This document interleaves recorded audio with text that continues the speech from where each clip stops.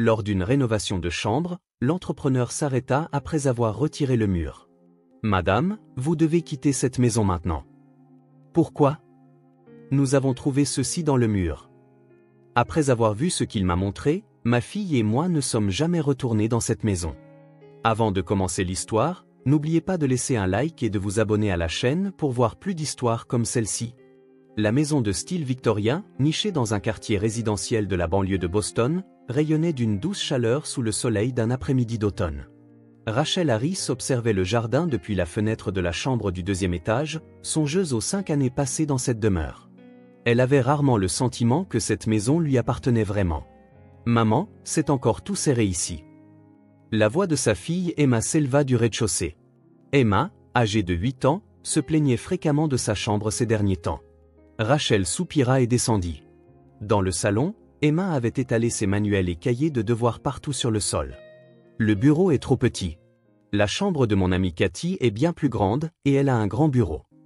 Rachel s'assit à côté de sa fille et observa les fournitures de devoirs éparpillées. En effet, la chambre d'Emma était trop petite pour une enfant de 8 ans. Le bureau était exigu et la bibliothèque déjà pleine à craquer. Une enfant qui grandit aurait besoin de plus d'espace. Tu as raison. C'est peut-être trop petit, répondit doucement Rachel. Nous en parlerons quand papa rentrera. À 6 heures du soir, son mari David rentra chez lui après sa journée de travail à l'entreprise informatique. Il était né et avait grandi dans cette maison. Son attachement à cette demeure, qu'il avait héritée de ses parents, était profond, et il avait parfois une aversion pour le changement. À propos de la chambre d'Emma, Rachel aborda le sujet en préparant le dîner. Et si on envisageait des travaux de rénovation? On pourrait abattre le mur entre sa chambre et la pièce attenante pour créer un espace plus grand. David leva les yeux de son journal. Des rénovations? Ce serait un chantier important, mais c'est pour Emma. Elle n'a pas assez de place pour étudier ou jouer. David réfléchit un instant. Je me demande ce que maman en penserait. La mère de David, Margaret, avait un attachement très fort à cette maison. Lorsque Rachel et David s'étaient mariés 5 ans auparavant, elle avait dit « Cette maison est pleine de souvenirs de nos jours de jeunes mariés » et leur avait cédé la maison. Depuis, elle leur rendait visite plusieurs fois par mois, toujours préoccupée par l'état de la demeure. L'après-midi suivant, Margaret vint rendre visite à l'improviste, comme à son habitude. Quand Rachel ouvrit la porte, Margaret était légèrement essoufflée. « Rachel, David est là ?»« Bonjour, Margaret. David est encore au travail. » « Est-ce urgent ?» Margaret regarda autour d'elle dans le salon avec agitation. « J'ai entendu parler des rénovations. Est-ce vrai ? » « Oui, nous pensons agrandir la chambre d'Emma. » Rachel était un peu confuse. David avait-il déjà consulté sa mère ? « S'il vous plaît, ne faites rien. » La voix de Margaret trembla soudainement. « Ne changez pas cette maison, s'il vous plaît. » Rachel fut surprise. Il y avait des larmes dans les yeux de Margaret. C'était la première fois qu'elle voyait sa belle-mère aussi émotive. « Margaret, ça va ? Cette maison est spéciale. C'est l'endroit où le père de David et moi avons vécu depuis notre jeunesse. Chaque mur est rempli de souvenirs. » Margaret s'assit sur le canapé, les mains tremblantes. Rachel remarqua que son comportement était extrêmement étrange. Il semblait y avoir quelque chose de plus qu'un simple attachement à la maison. Ce soir-là, quand David rentra, Rachel lui raconta les événements de la journée. « Je n'arrive pas à croire que maman ait été aussi bouleversée. » David avait l'air confus, lui aussi.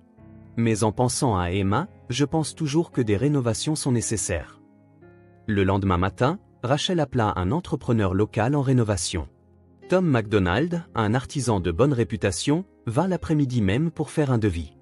Il donnait l'impression d'être expérimenté et digne de confiance. « Nous voulons enlever ce mur et fusionner les 2 pièces en une seule, » expliqua Rachel. Tom tapota légèrement le mur pour en vérifier le son et examina la structure. « C'est une vieille maison, mais ce mur n'est pas porteur, donc il n'y aura pas de problème. Nous pouvons commencer les travaux la semaine prochaine. » Le soir où le contrat fut signé, Margaret vint de nouveau. Cette fois, elle pleurait. « S'il te plaît, Rachel, réfléchis grec encore une fois. C'est une vieille maison, on ne sait jamais ce qui peut en sortir. » « Que entendez-vous par ce qui peut en sortir ?» Margaret ne répondit pas et fixa simplement, intensément, la direction de la chambre d'Emma. 3 jours passèrent. Rachel préparait le petit déjeuner dans la cuisine, ruminant les paroles de sa belle-mère. La phrase « on ne sait jamais ce qui peut en sortir » ne la quittait pas l'esprit. Dans une vieille maison, on pouvait s'attendre à des problèmes de plomberie ou à des nuisibles, mais la réaction de Margaret semblait suggérer quelque chose de plus. « Maman, pourquoi grand-mère pleurait-elle autant ?» demanda Emma en buvant son lait. Les enfants sont plus sensibles que les adultes ne le pensent, et elle avait perçu le comportement anormal de Margaret. Grand-mère tient beaucoup à cette maison. Peut-être a-t-elle peur du changement, répondit doucement Rachel.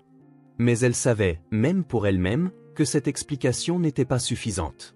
Ce matin-là, Rachel tenta de se concentrer sur son travail de graphiste, mais n'y parvint pas. Elle monta plusieurs fois vérifier la chambre d'Emma et fixa le mur destiné aux rénovations. Il ressemblait à un simple mur de plâtre, mais elle ne comprenait pas pourquoi Margaret l'avait fixé avec tant de désespoir.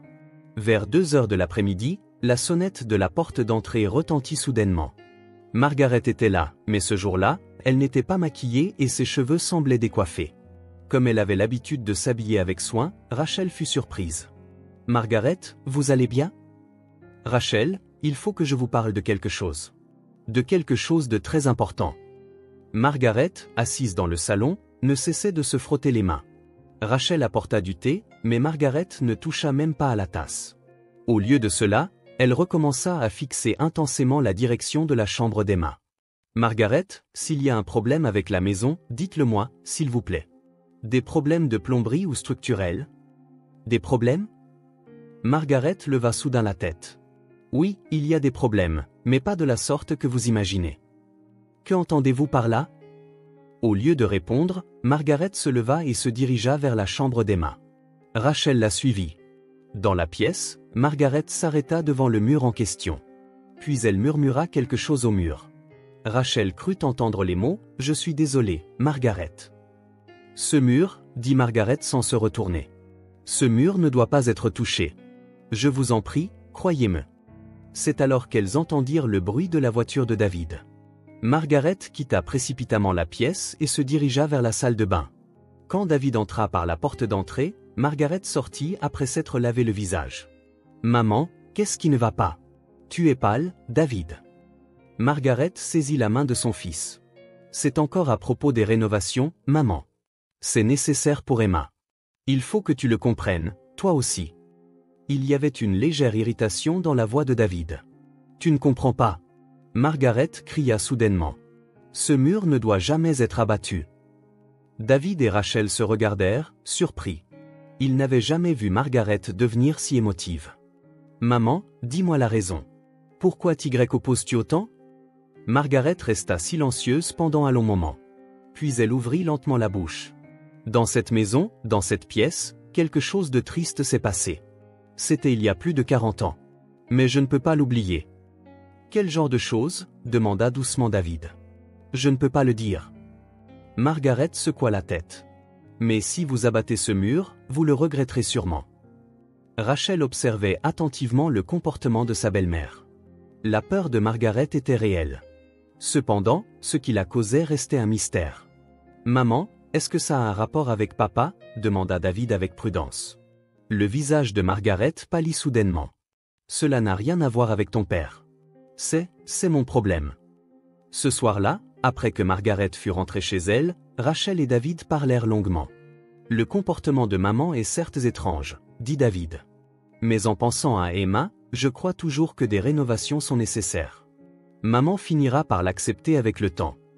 Mais je suis inquiète, nous ne comprenons pas pourquoi elle s'y oppose si désespérément. Maman a toujours été nerveuse.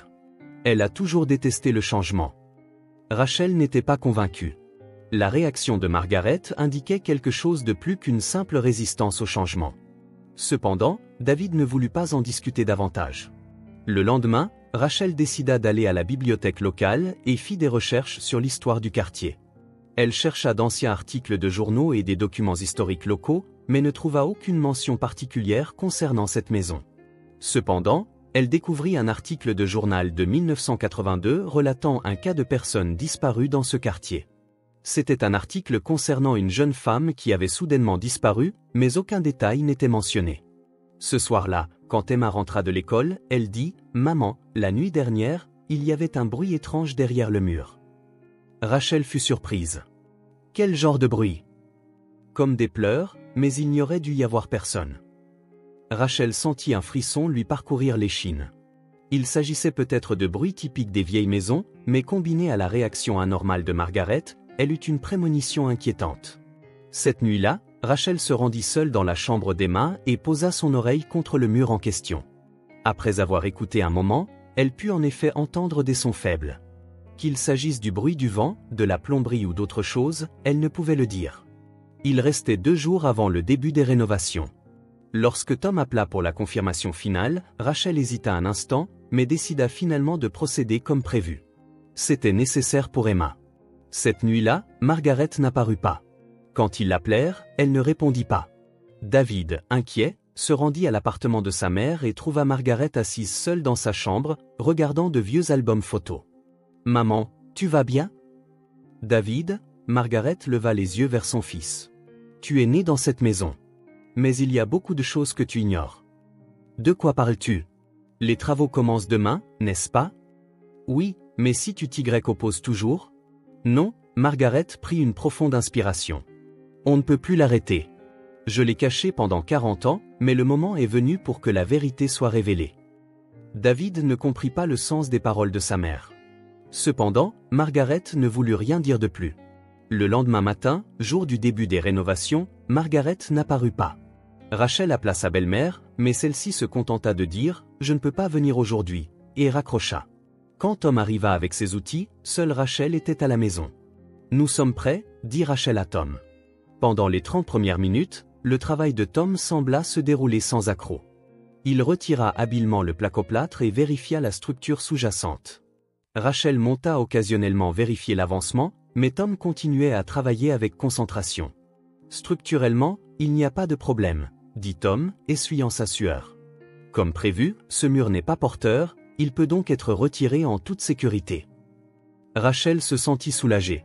Influencée par la réaction anormale de Margaret, elle avait craint qu'il n'y ait un problème structurel. « Cela semble bien se passer. Merci pour votre travail. » Oui, l'essentiel devrait être terminé d'ici la matinée. Tom reprit le travail. Rachel redescendit également et se mit à son travail de graphiste. Alors qu'elle répondait aux demandes de modification des clients, les bruits de l'étage s'arrêtèrent temporairement. Elle pensa que c'était probablement l'heure de la pause. Cependant, même après 5 à 10 minutes, les bruits ne reprirent pas. Rachel devint anxieuse et monta à l'étage. Quand elle atteignit la chambre d'Emma, elle vit Tom debout et immobile devant le mur. « Tom, quelque chose ne va pas ?» Tom ne se retourna pas. Elle put voir ses épaules trembler légèrement. Rachel entra dans la pièce. « Madame », la voix de Tom était « Quittez la maison immédiatement. »« Quoi ? Pourquoi ?» Quand Tom se retourna lentement, son visage était livide. De l'intérieur du mur, ceci est sorti. Tom tenait quelque chose de petit, enveloppé dans un tissu, dans ses mains. Quand Rachel s'approcha, Tom ouvrit le tissu de ses mains tremblantes. À l'intérieur se trouvaient plusieurs petits objets ressemblant à des os. C'étaient clairement des os humains, et de très petits. Ce sont, Rachel halta, des os de bébé. La voix de Tom tremblait. J'en suis certain. J'en ai vu plusieurs fois sur des chantiers. Les genoux de Rachel tremblèrent. Elle comprit enfin le sens de la réaction anormale de Margaret. Il y a plus. Tom montra le trou dans le mur. Il y a encore autre chose à l'intérieur. Rachel regarda avec appréhension dans le trou. Dans l'intérieur sombre du mur, elle put voir quelque chose de blanc. Quand Tom éclaira avec sa lampe de poche, il apparut que c'était une sorte de petite boîte. « Pouvez-vous la sortir ?» Tom tendit prudemment la main et retira la boîte. C'était une vieille boîte en bois, déformée par l'humidité, mais toujours solide. Quand Rachel prit la boîte, elle était étonnamment légère. Quand elle ouvrit le couvercle, à l'intérieur se trouvait quelque chose de séché et ce qui ressemblait à un vieux journal intime. Rachel sortit le journal intime de ses mains tremblantes. Sur la couverture était écrit « 1982 ». Quand elle ouvrit le journal, elle vit des phrases écrites d'une écriture soignée de jeune femme. Sur la première page était écrit « Margaret Harris, 18 ans ». Le cœur de Rachel battit violemment. C'était le journal intime de Margaret. 15 mars. Le bébé dans mon ventre a bougé, mais George refuse toujours de le reconnaître. Il dit « N'est pas un tel enfant ». Rachel tourna la page. 20 avril. J'ai été examinée par la sage-femme. Elle a dit, il pourrait y avoir quelque chose qui ne va pas avec le bébé. Georges était furieux. Il a crié, as-tu l'intention de donner naissance à un monstre? Tournant d'autres pages, elle trouva les registres de la naissance. 3 juin, les douleurs du travail ont commencé. Ça fait si mal, mais j'ai hâte de rencontrer le bébé. Puis dans l'entrée suivante, le sang de Rachel se glaça. 4 juin. Le bébé est né, un garçon. Mais Georges avait raison. Un bébé trisomique. Georges a dit, cette chose n'est pas mon enfant, mais pour moi, c'est mon précieux fils. Petit, mais essayant si fort de vivre. Les mains de Rachel tremblaient. Elle avait peur de regarder la page suivante. 5 juin, Georges a fait quelque chose au bébé. Je ne peux pas l'écrire. Je ne peux pas l'écrire. Mais je n'oublierai pas. Je n'oublierai jamais. Mon petit-fils. L'écriture après cela était brouillée par les larmes et illisible. Cependant, seule la dernière entrée pouvait être lue clairement. 10 juin, Georges l'a mis à l'intérieur du mur, dans un endroit où personne ne le trouverait jamais. Je n'ai rien pu faire. J'étais une mère faible. Je suis désolé. Je suis désolé. Je suis désolé. Rachel laissa tomber le journal intime. Elle savait déjà ce qu'était l'autre chose dans la boîte. C'était un cordon ombilical séché. « Madame, vous allez bien ?» demanda Tom avec inquiétude. Rachel ne put répondre. Toutes les pièces du puzzle se connectaient dans sa tête. La réaction anormale de Margaret, son obsession pour le mur, son murmure « Je suis désolé » et le secret qu'elle avait caché pendant 40 ans. « Nous devons appeler la police », réussit enfin à dire Rachel. « Oui, mais d'abord, » dit Tom avec une expression grave. « Nous devrions quitter la maison. C'est un crime. » Rachel sortit son téléphone portable de ses mains tremblantes. D'abord, elle appela l'école d'Emma. « Excusez-moi. C'est la mère d'Emma Harris. Quelque chose d'urgent est arrivé, je viens donc chercher ma fille. » Ensuite, elle tenta d'appeler le bureau de David, mais ses mains tremblaient tellement qu'elle ne put appuyer sur les numéros. Elle ne savait pas comment l'expliquer. Devait-elle dire que le secret de sa mère, caché il y a 40 ans, avait été découvert? « Madame, s'il vous plaît, allez chercher votre fille de toute façon, » dit doucement Tom. « Je vais préserver la scène ici. Je ne laisserai personne entrer avant l'arrivée de la police. » Rachel hocha la tête et quitta la pièce. Cependant, ses genoux faillirent plier en descendant les escaliers. Elle réussit à descendre au rez-de-chaussée en s'appuyant contre le mur. Alors qu'elle allait prendre les clés de la voiture, la sonnette retentit. Rachel ouvrit la porte avec appréhension. Margaret était là. Son visage était encore plus pâle que la veille. « Rachel, les travaux ont-ils commencé ?» Rachel plongea son regard dans les yeux de Margaret. Il y avait 40 ans de culpabilité et de peur qu'elle portait en elle. « Margaret », la voix de Rachel tremblait. « Je sais tout maintenant. » La dernière parcelle de couleur quitta le visage de Margaret. Elle semblait sur le point de s'effondrer là, sur place. « S'il vous plaît, » murmura Margaret. « Je ne veux pas qu'Emma sache. » Au lieu de répondre, Rachel serra fermement les clés de la voiture. Elle devait aller chercher Emma le plus vite possible et s'éloigner de cette maison. Maintenant qu'elle connaissait la vérité, il était impossible de vivre paisiblement dans cette maison. « Je vais chercher Emma, » dit Rachel. « Et je ne reviendrai jamais dans cette maison. » Margaret ne répondit pas.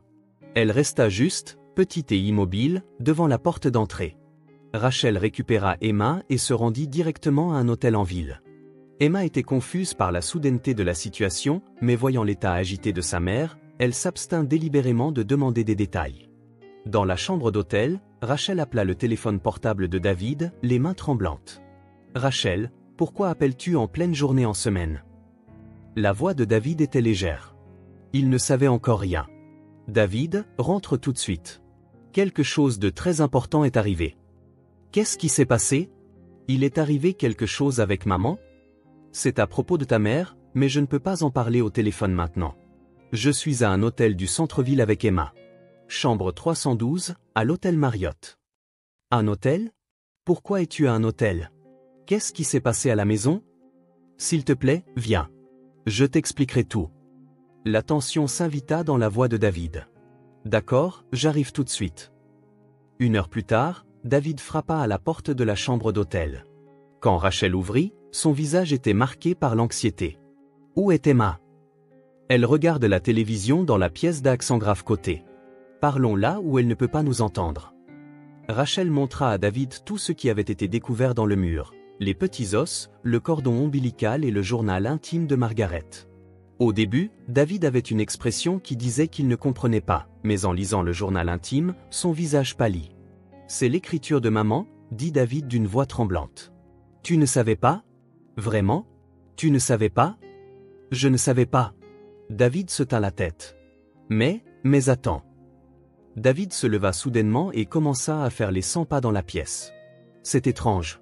C'est très étrange. » « Qu'est-ce qui est étrange ? » « Je suis né en 1980, mais ce journal date de 1982. » Cela signifiait ?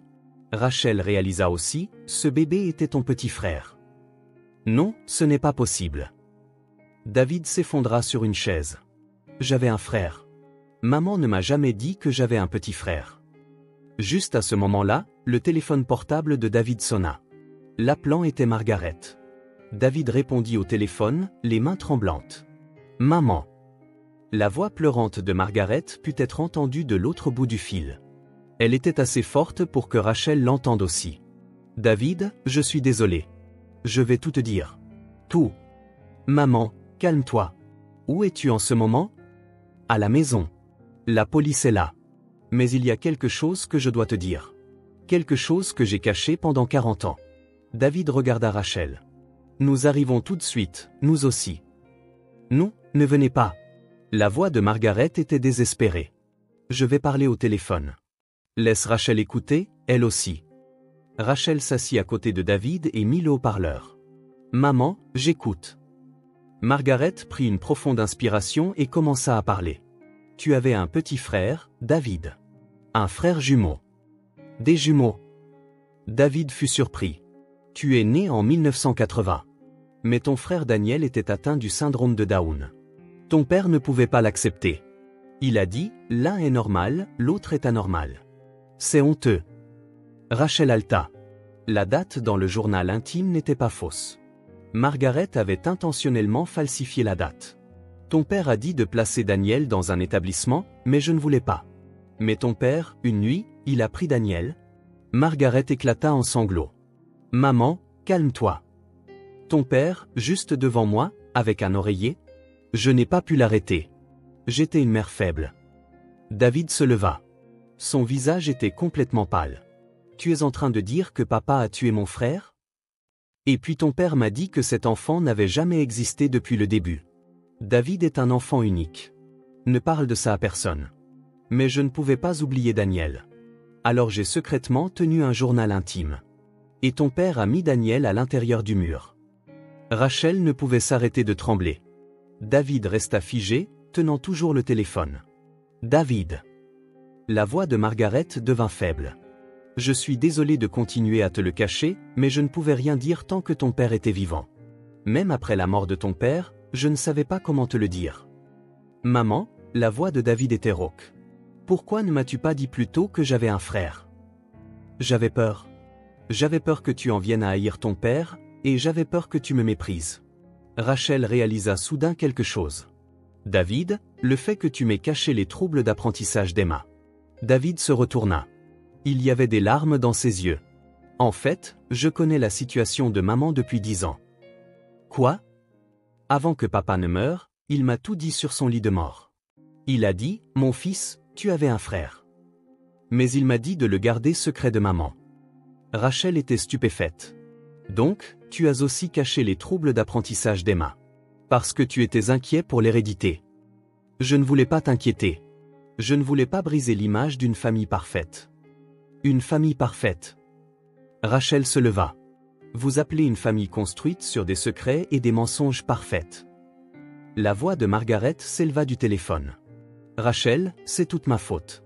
Ne blâme pas David. Non, dit Rachel fermement. C'est un problème pour toute la famille. Une famille qui ne peut pas partager la vérité n'est pas une famille. David s'assit sur une chaise. Que devons-nous faire ? J'ai pris ma décision, dit Rachel calmement. Je demande le divorce. Rachel, attends. Je ne peux pas attendre. Tu m'as caché le handicap d'Emma pendant 10 ans, et tu as continué à cacher le tragique secret de ta famille.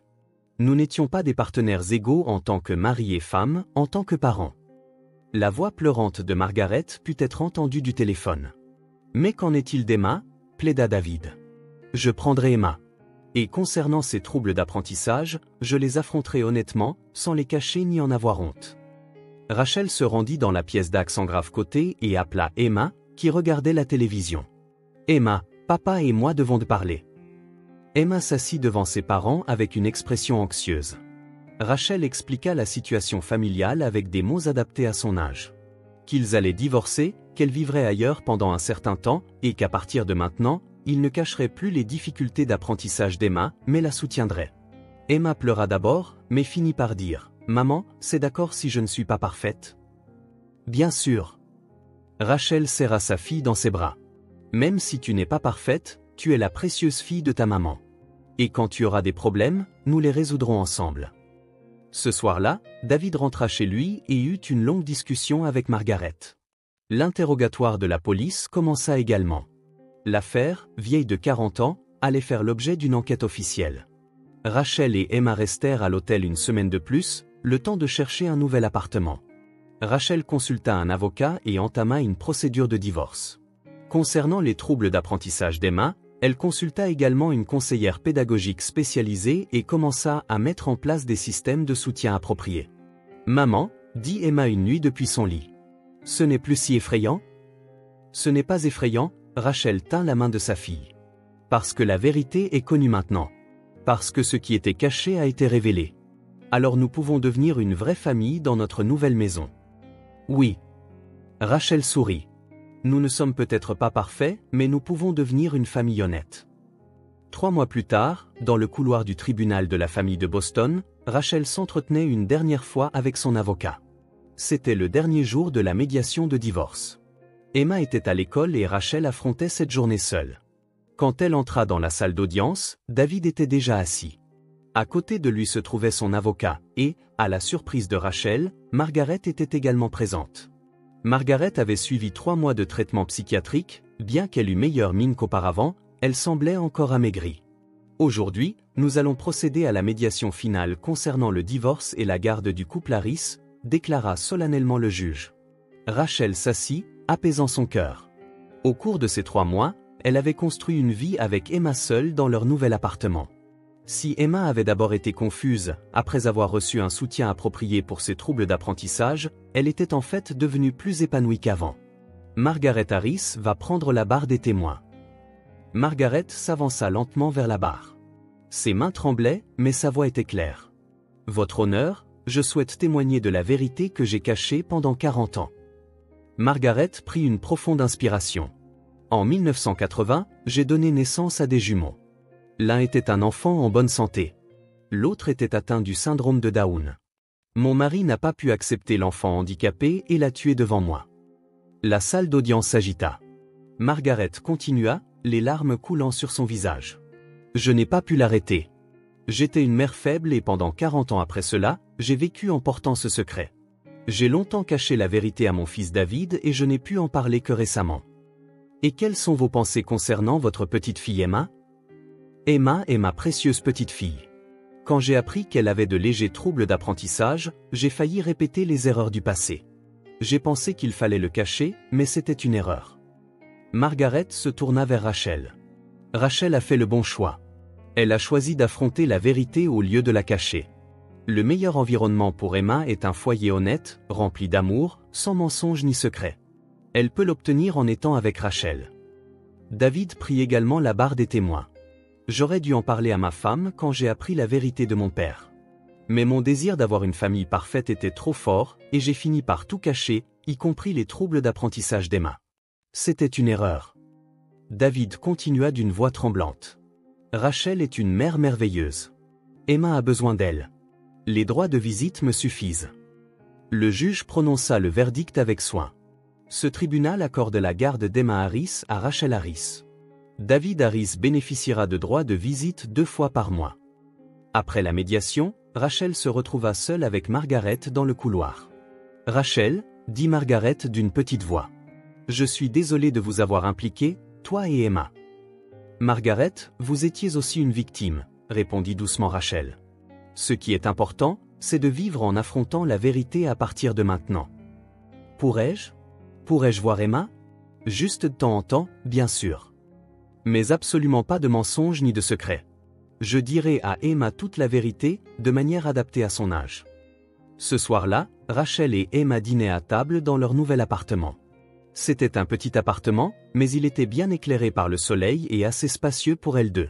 « Maman, comment s'est passé le tribunal aujourd'hui » demanda Emma. « Tout est terminé. Maintenant, nous pouvons officiellement commencer notre nouvelle vie. Je peux voir papa ? 2 fois par mois.